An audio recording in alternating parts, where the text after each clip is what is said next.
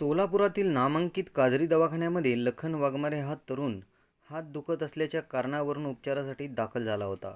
पण या दाखल झालेल्या तरुणावर निष्काळजीपणामुळे उपचारादरम्यान काही तासातच त्याचा मृत्यू झाला होता. हा मृत्यू त्या काजरी दवाखान्यामुळे झाला असल्याची तक्रार मृत लखन वाघमारे यांच्या आईने आणि युवा भीमसेना सामाजिक संस्थेच्या पदाधिकाऱ्यांनी केली. 2 महिन्यापूर्वी झालेल्या या मृत्यूमुळे अद्यापही दवाखान्यावर आणि डॉक्टरवर कारवाई करण्यात आली नाही. या दवाखान्यात लवकरात लवकर कारवाई करण्यात यावी अशी मागणी मृतांच्या नातेवाईकांनी आणि सामाजिक संघटनेच्या अध्यक्षांनी केली आहे. सुधाकर वाघमारे, लखनची मम्मी आहे मी. आणि लखन काय म्हणला, मम्मी थोडंसं इथं मला असं जरा दुखतंय बोलला त्याने. दुखतंय म्हणलं तर चल म्हणलं दवाखान्याला जाऊ. म्हणलं काजरीच्या जाऊ. मन हे असं दाबून बघितलं कुठं दुखतंय का रे म्हणलं तर त्याने म्हणला नाही कुठं दुखत मम्मी, जरा थोडंसं इथं दुखतंय. म्हणलं गोळी नंतर इंजेक्शन घेऊ मग चल म्हणल्यानंतर आम्ही तिथं दवाखान्याला ते गेलो होतो काजरीच्या. मग गेलं तर तिथं काय डॉक्टर नव्हते.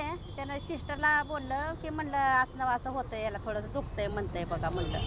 तर त्याने तपासले म्हणले BP आहे म्हणले व्यवस्थित आणि तुम्ही बसा म्हणले तर डॉक्टर येतात. मी म्हणलं बसायला नको, आम्हाला जायचं आहे मग सांगा म्हणलं. तर नाही तुम्हाला काय ते हे नाही लगेच येतात आता म्हणले. लावले त्याने फोन. मग ते म्हणले आता इंजेक्शन करू म्हणले. ते काय म्हणते ते काय पट्टी का काय काढायचं बोलले.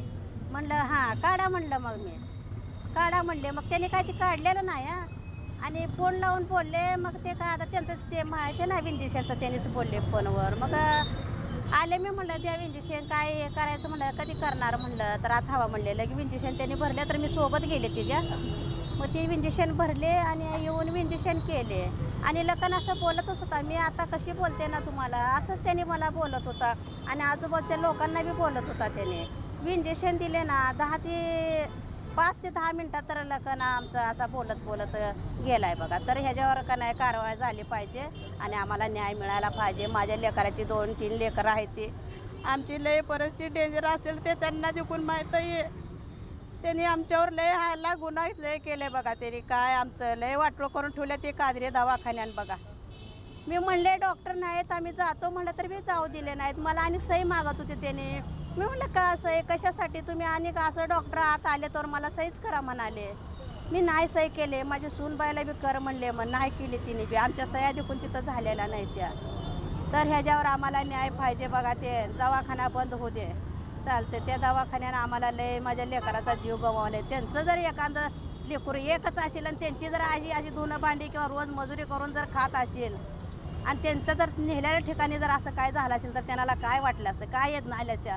त्यांनी ओळखून घेऊ द्या आता आणि ह्याने आम्हाला न्याय मिळवू द्या बघा. देऊ द्या आम्हाला काय पाहिजे. एकदम लहान लेकरं आहे ती माझ्या बाळाची. त्यांना सगळं त्यांना माहिती देखून आहे आमचं सगळ्याला. लहान वय 35 वर्ष माझ्या बाळाला सांगितलंय बे किती वयाचं आहे म्हणतात 35 म्हणून सांगितलंय.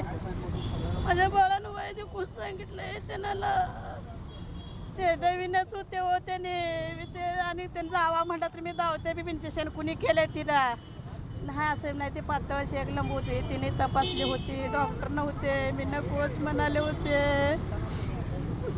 डॉक्टर नसताना असं केलं त्यांनी.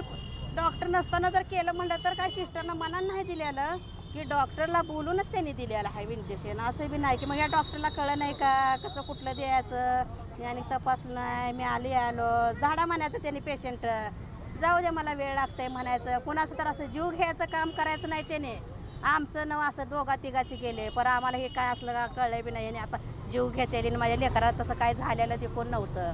ह्याने काय जे केलं चुकीचं केलं आणि ह्याच्या पुढं ते कोण अशी जीव घेतेली लोक. तर त्यांनी सरळ त्यांचा दवाखाना बंद झाला पाहिजे. आम्हाला ह्या लेकरा बाळासाठी न्याय मिळायला पाहिजे बघा. बाकी काय नाही आम्हाला. एक लेकर आहे ते असे देखून मोठे नाहीत आणि आम्ही काय कशा परिस्थितीला ती देखून त्यांना सगळं माहिती आहे. सगळ्याला बी माहिती आहे. 4 आण्याचा पाव विकतो तेव्हा आम्ही पोट भरून खातो. अशा परिस्थितीमधली माणसं आहे आम्ही.